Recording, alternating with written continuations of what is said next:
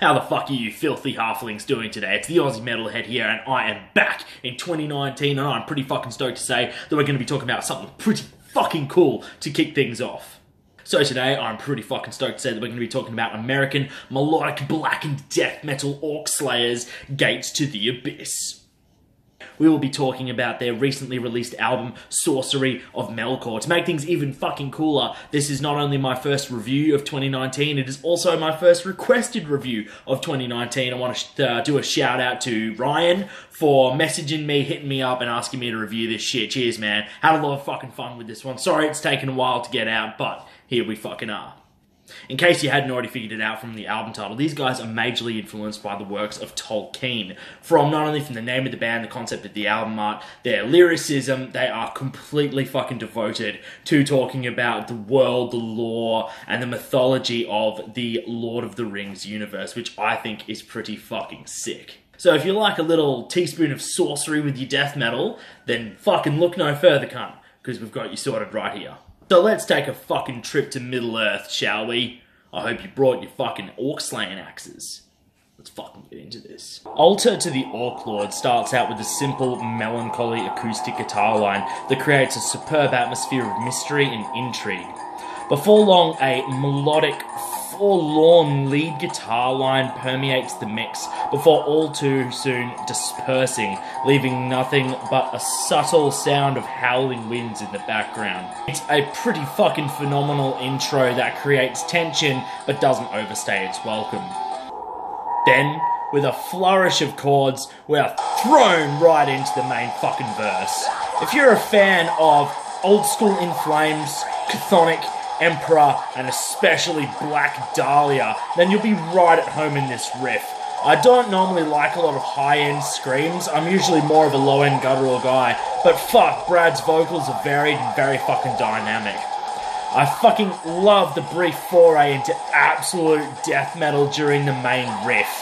The chorus feels completely fucking black metal though, with tremolo-filled melancholy arrangements circling propulsive blast beats. It's tight, it's somber, it's fucking sick.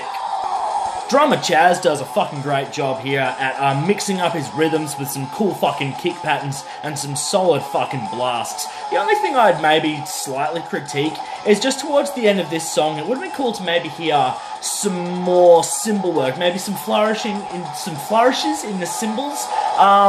This is from a total layman of drumming, by the way. Like, I don't understand technique very well at all, but there's just certain parts where the kicks just feel a little bit lonely in the mix, and it would have been cool to maybe hear some flourishes on the cymbals or something, maybe some china or something, just to ring through and give a little more emphasis to the percussive section of the song. That's just a real small nitpick, if anything, and everything that he is doing here is solid as fuck.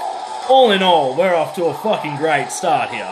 Wrath is up next with a classic intro of blasty blasts and riffy riffs. I love the discord here. It's a fast arrangement that, but the riff has this lumbering quality to it that makes you feel like it's an enormous beast that's stirring from its slumber. It's fucking hectic, gets the hairs on the back of your neck standing up, gets you fucking ready to mosh. I love this intro. The riffs invoke some major old school melodic death sentiments, which quickly dips into a fun little groove before launching into a black metal as fuck chorus.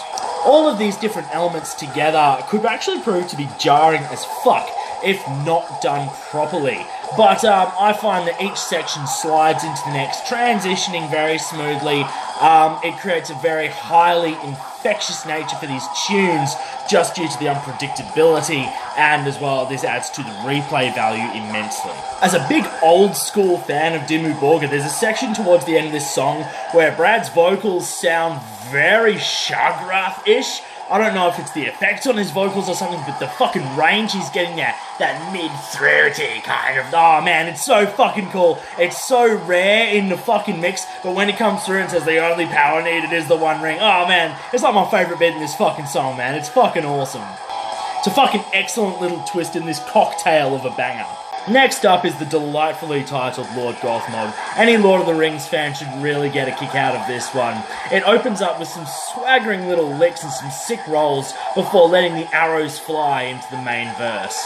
I particularly enjoyed the thrashy style chorus, complete with old school gang chants and everything. It's unexpected and definitely sets it apart from its peers. After the second verse, things change up a bit with a nice bit of fucking chugs and some beastly lows from Brad, changing up again into this delightful melodic instrumental passage.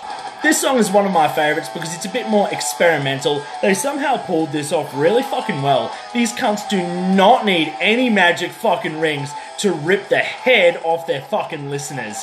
Oh yeah, and there's a nice fucking sick breakdown in here too.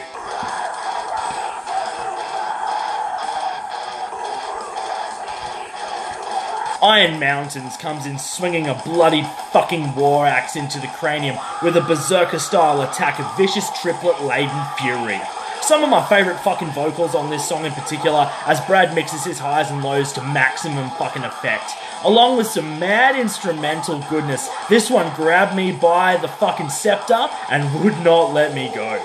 There's a tight mix of fucking melodic trems, chunky riffage, and relentless percussion that keeps the speed up and your breath short. Necromancer brings the fucking riffs outright, feeling like something of At the Gate Slaughter of the Soul? We drop into a mid-tempo verse, keeping the pacing nice and tight until the first chorus. Once again, sick leads and a surprisingly good use of fucking gang chants. Sensational fucking lyricism that captures the spirit of the lore of Tolkien's work. There's so much that I could honestly say about this song, but I think a lot of it is stuff that you should experience it for yourself, because this one's an absolute fucking fist pumper, cunt. Perhaps the tightest song on the whole album, this one just fucking speaks for its fucking self. Arun's Lament, I hope I'm pronouncing that correctly, is a short but fierce ram up the fucking backside. Possibly the most straight up, savage death metal track on the whole album.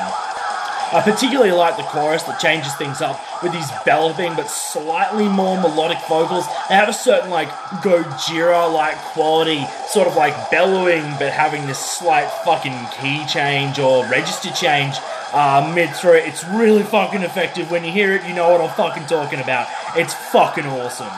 Not much to honestly say this one. It's short, it's super fucking brutal. You're gonna hurt your neck to this one, as I fucking have.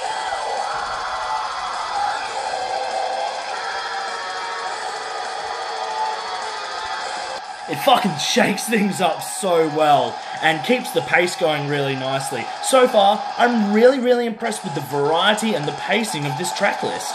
The next track to slither from the darkness is Shadow and Flame. It transitions very fucking nicely and kicks off as expected. There's some sick licks throughout as well, and particularly in the fucking chorus. I love the bassy fucking moments after the first few sections. It drops into my favourite fucking part of the song. This stomping ground gives me the perfect fucking excuse.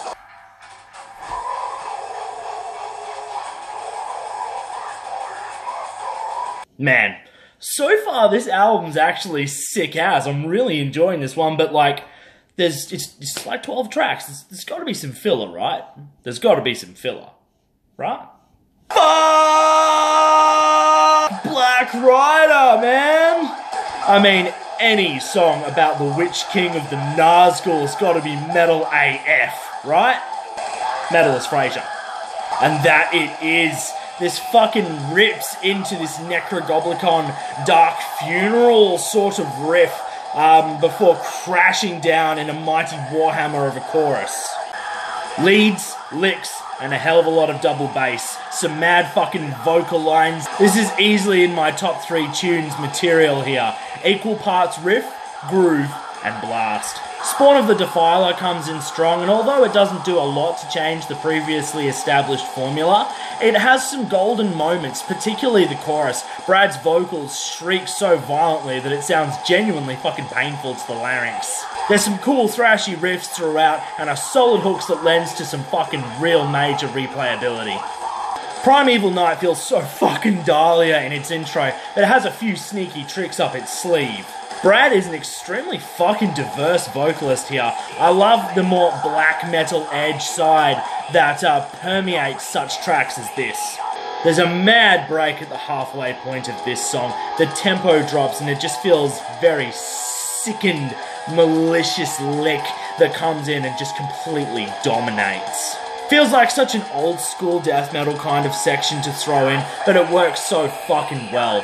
Since the majority of this album is all about the blast beats and the speed, having a slow, monstrous section lead out, it feels so fucking fresh and exciting. Album closer, Food for the Strong, is another solid piece that follows the formula well. But personally, I honestly think that Primeval Night would have made a much stronger outro track. Food is an absolute banger, but Primeval's slow, beastly outro to me would have been a massive way to end this album. Not to say that Food for the Strong doesn't have its own swagger. The chorus feels so damn a monomath it makes me wish that I still had my old battle axe. Definitely a rager, but Primeval just had me so fucking wired. I could have seen that fucking blackened outro just fucking really work in with what happens at the intro of the album. I feel like they could have transitioned in, you know, as the inevitable replay for someone like me happens. I feel like the end of Primeval would have sunk up so well with the start of Orklord that it almost feels like a missed opportunity for me. Not to say that this isn't a solid closer in of its own right, but I do think that Primeval Night could have been a cooler way to wrap things up. All in all, I think that this album is fucking awesome, if you can't already fucking tell. I only had real minor criticisms to say here that I didn't even know if they were worth mentioning, but at the end of the day, given just how many of the progenitors of the melodic death genre have sort of drifted away from their main roots, or, you know, just completely not been able to live up to the expectations of their old school fan base, has seen the quality of their work deteriorate over the years. To see a band, to see these individuals doing something that feels so familiar but so fresh at the same time, contains all the fucking perfect blend of things that should be in blackened mellow death. Fucking excellent work, guys. I really fucking enjoyed this one. I highly recommend it. Link to the goddamn album down in the Bandcamp. Show your support. Pick this one up because it's fucking worth a listen. Boys, you fucking killed it. Anyway, guys, that's it for me today. I hope you've enjoyed my first album review of 2019. Be sure to check these guys out. They fucking deserve some fucking recognition and some replay for the goddamn effort they put into this album. Cheers, cunts, for fucking watching. Don't forget to like and subscribe. And of course, until next time,